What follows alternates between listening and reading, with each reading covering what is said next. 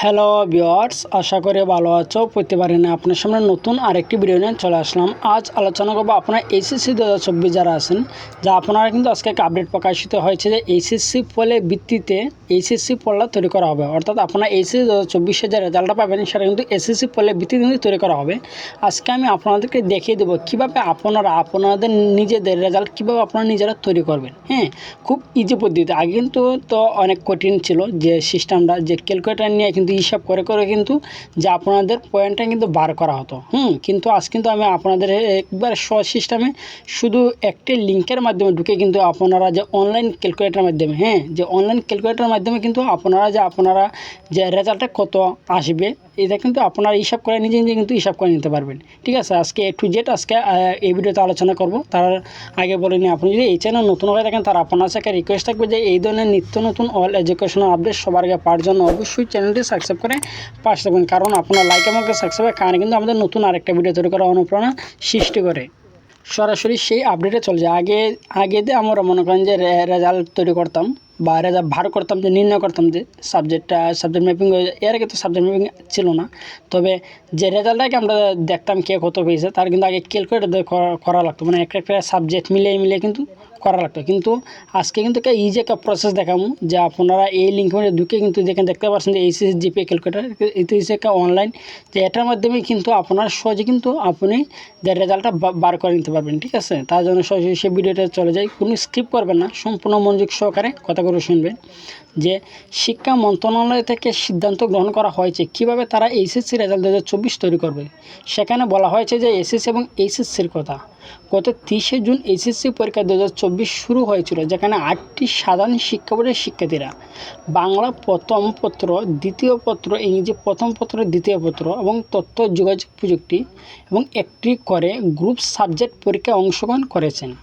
ইতিমধ্যে সেই খাতা দেখা শেষ করে নম্বর বোর্ডের কাছে পাঠানো হয়েছে। অর্থাৎ যেগুলো পরীক্ষা দিয়েছেন, কেউ 7টা কেউ 8টা, যেগুলো এসে 2024 পরীক্ষা অংশগ্রহণ করে যেগুলো পরীক্ষা দিয়েছেন, এগুলোর নাম্বার কিন্তু বোর্ডে কিন্তু নাম্বারটা পাঠানো হয়ে গেছে। যেখানে বোর্ড রেজাল্ট তৈরি করার জন্য সেই বিষয়গুলো অন্তর্ভুক্ত করবে। শিক্ষা মন্ত্রণালয় থেকে প্রকাশিত নিয়মের মাধ্যমে বিষয়টি জানানো হবে। যে নম্বর পেয়েছে সেই নম্বর মূল রেজাল্টের সাথে যুক্ত করে অন্যকে এসএসসি রেজাল্ট এখানে সরাসরি 100% যুক্ত করা হবে। অর্থাৎ যে আপনার যেগুলো পরীক্ষাতে দিয়েছেন এগুলোর নাম্বার নিয়ে কিন্তু এসএসসি রেজাল্ট তৈরি করা হবে, এবং যেগুলো পরীক্ষার রেজাল্ট মানে যেগুলো পরীক্ষা দেওয়া হয়নি সেগুলো কিন্তু এসএসসি থেকে এসএসসি থেকে কিন্তু 100%, শুধু এসএসসি থেকে নাম্বারটা এনে কিন্তু আপনার এইচএসসি 2024 রেজাল্ট তৈরি করা হবে। ঠিক আছে, এই একটা সিস্টেম কিন্তু সহজ, যেহেতু এসএসসি থেকে বাকি নাম্বারটা আনবে তাহলে কিন্তু আপনার নিজেরা রেজাল্ট কিন্তু আপনারা নিজেরাই কিন্তু তৈরি করতে পারবে, দেখে নিতে পারবে। যে আজকে যদি সম্পূর্ণ ভিডিওটি যদি আপনারা দেখেন, যদি কোনো স্কিপ না করেন, তাহলে অবশ্যই কিন্তু আপনারা নিজেদের রেজাল্ট কিন্তু আপনি নিজেরা তৈরি করে নিতে পারবেন।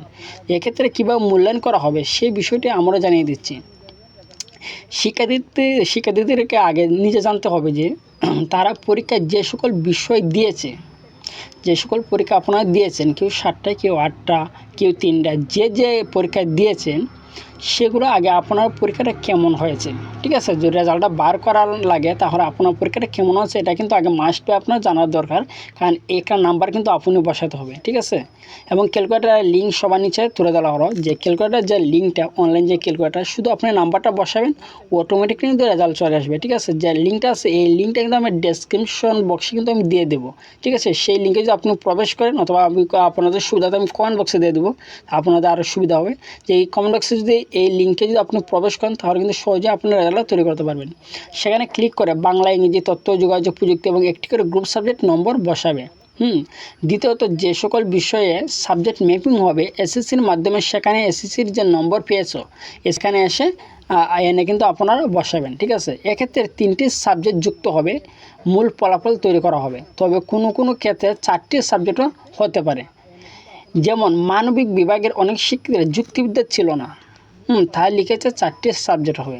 অন্যকে সিলেট মাদ্রাসা এবং কারিগরি বোর্ডের শিক্ষার্থীরাকে আলাদাভাবে মূল্যায়ন করা হবে। তাদের অনেকগুলো পরীক্ষা প্রথম দিকে হয়নি, অনেকে কিন্তু পরীক্ষা কম হয়েছে, অনেকে কিন্তু পরীক্ষাটা বেশি হয়েছে। যে পরীক্ষাগুলো এসএসসির মাধ্যমে নেওয়া হবে এবং রেজাল্ট সরাসরি যুক্ত করা হবে, সর্বমোট 60টি বিষয় রেজাল্ট তৈরি করবে। আপনাদের যে এসএসসি 2024 যে রেজাল্ট তৈরি করা হবে, যে মোট 60টা সাবজেক্ট নিয়ে কিন্তু আপনাদের এসএসসি 2024 রেজাল্ট তৈরি করা হবে। শিক্ষার্থীদের এসএসসির মাধ্যমে তাদের যুক্ত হবে 3টি, আর এসএসসির মাধ্যমে হবে 4টি। ঠিক আছে, কারো ক্ষেত্রে এসএসসির মাধ্যমে 4টি সাবজেক্ট, কারো ক্ষেত্রে 3টা হবে, কারণ সাবজেক্ট কম বেশি হবে, কারণ যে পরীক্ষা বেশি দিয়েছে তারা তো তারার বেশি হবে। ঠিক আছে, যে কেউ 4টা সাবজেক্ট যুক্ত হবে, কারো 3টা সাবজেক্ট যুক্ত হবে, কারণ সবগুলো তো সমান হারে এসএসসি 2024 পরীক্ষা তারা দেয় না। ঠিক আছে না, কেউ কম কেউ বেশি কিন্তু পরীক্ষাটা দিয়েছে। এখন যে একটা সমস্যা হবে যে যারা গ্রুপ পরিবর্তন করছেন, যে আপনারা দশম শ্রেণীতে যে এসএসসিতে দিয়েছেন, এসএসসিতে আসলেন সায়েন্স, কিন্তু আপনার এইচএসসিতে এসে কিন্তু আপনার গ্রুপটা চেঞ্জ করছেন। অনেকে কিন্তু এবার গ্রুপ চেঞ্জ করে সায়েন্স থেকে আর্টসে আসে এবং সায়েন্স থেকে কমার্সে আসে, আর্টস থেকে কমার্সে যায়। তাদের ক্ষেত্রে কীভাবে রেজাল্টটা হবে? যে গ্রুপ পরিবর্তন করার ক্ষেত্রে শিক্ষা মন্ত্রণালয় থেকে আলাদা কোনো নির্দেশনা দেওয়া হয়নি। এক্ষেত্রে কোনো শিক্ষার্থী বিজ্ঞান বিভাগে ছিল এবং মানবিক বিভাগে এসেছে, তাদের ক্ষেত্রে মূল্যায়ন করা হবে যে বিজ্ঞান বিভাগের যে এসএসসি রেজাল্ট। ধরে নিন যে মানবিক বর্তমান বিভাগের সাবজেক্ট হচ্ছে ইতিহাস, অর্থনীতি, পরিনীতি। এদের থেকে যে 3টা সাবজেক্ট আছে কিন্তু মানবিকের, তাহলে এসএসসি থেকে বিজ্ঞান বিভাগের পদার্থবিজ্ঞান, রসায়ন, জীববিজ্ঞানের নম্বর এনে যুক্ত করা হবে। ঠিক আছে, যেখানে যদি আমি ওভারঅল বলি যে আপনি যদি মানবিক থেকে বিজ্ঞান বিভাগে আসেন অথবা বিজ্ঞান বিভাগ থেকে মানবিক বিভাগে আসেন, তাহলে কিন্তু আপনার 4টা সাবজেক্ট থাকে। ঠিক আছে না, গ্রুপ ভিত্তিক কিন্তু 4টা সাবজেক্ট থাকে। এই 4টা সাবজেক্টে কিন্তু নাম্বার কিন্তু আনা হবে, যে বিজ্ঞান থেকে হবে মানবিক, মানবিক থেকে আনা হবে বিজ্ঞানে। ঠিক আছে, একবার সহজভাবে।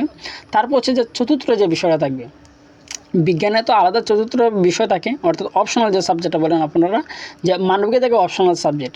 এটা কিন্তু সেমভাবে, যে যদি আপনি মনে করেন যে সায়েন্সে তো আর্টসে আসেন, তাহলে কিন্তু যে এই আপনারা সায়েন্সের যে অপশনাল সাবজেক্ট যে মার্ক আছে, সেই মার্কটা কিন্তু আপনারা বর্তমান যে অপশনাল সাবজেক্ট সেই সাবজেক্ট কিন্তু আনা হবে। ঠিক আছে, এখন আগে যে আমরা তৈরি করতাম যে এইচএসসি বা যে কোনো জিএসসি যে রেজাল্টটা, সেটা কিন্তু ক্যালকুলেটারের মাধ্যমে হিসাব করে তৈরি করা হতো, অনেক সময় লাগতো। ঠিক আছে, একটা করে বার করা লাগতো।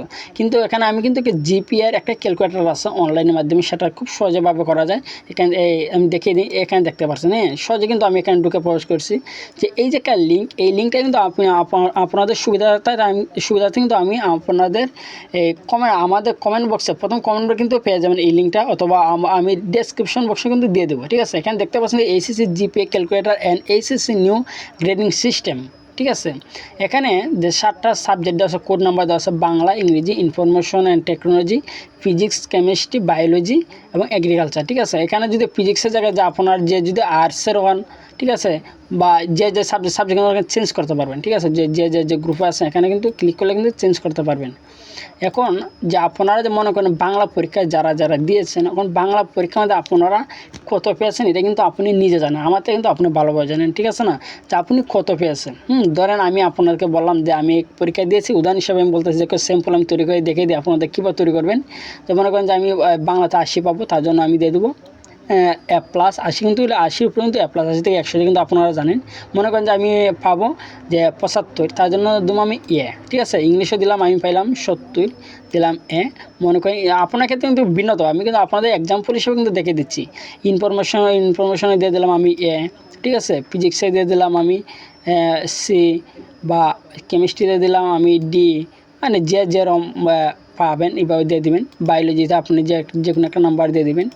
এরপরে মানে এগ্রিকালচারে আমি যে কোনো একটা নাম্বার দিলাম।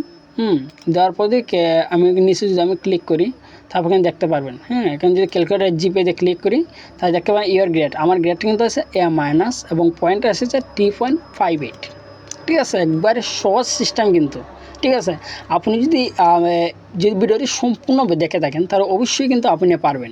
ঠিক আছে, আর যদি সম্পূর্ণ না দেখেন তাহলে কিন্তু ভিডিওটা পারবেন না কীভাবে রেজাল্টটা তৈরি করে। দেখতে পাচ্ছেন কিন্তু এখানে your grade A- your point 3.58 সিস্টেমে কিন্তু না, কিন্তু আগে ক্যালকুলেটার দিয়ে তৈরি করলে কিন্তু অনেক সময় লাগতো, কিন্তু এখানে কিন্তু এক ক্লিকের মাধ্যমে কিন্তু তৈরি করে ফেলছে আমরা। ঠিক আছে, আজকে এই ছিল আলোচনা যে আপনারা কীভাবে আপনাদের রেজাল্ট নিজে তৈরি করবেন। ঠিক আছে, তারপর যদি না বুঝে থাকেন অবশ্যই কমেন্ট করে জানাবেন, আমি উত্তর দেওয়ার চেষ্টা করব। আর যদি ভিডিওটি ভালো লাগে থাকে অবশ্যই লাইক দেবেন। আর আপনি যদি এই চ্যানেল নতুন হয়ে থাকেন, তারা আপনার সাথে রিকোয়েস্ট থাকবে যে এই ধরনের নিত্য নতুন অল এডুকেশনাল আপডেট সবার আগে পাওয়ার জন্য অবশ্যই চ্যানেলটি সাবস্ক্রাইব করে পাশে থাকবেন। ধন্যবাদ, দেখা হবে অন্য কোনো ভিডিওতে।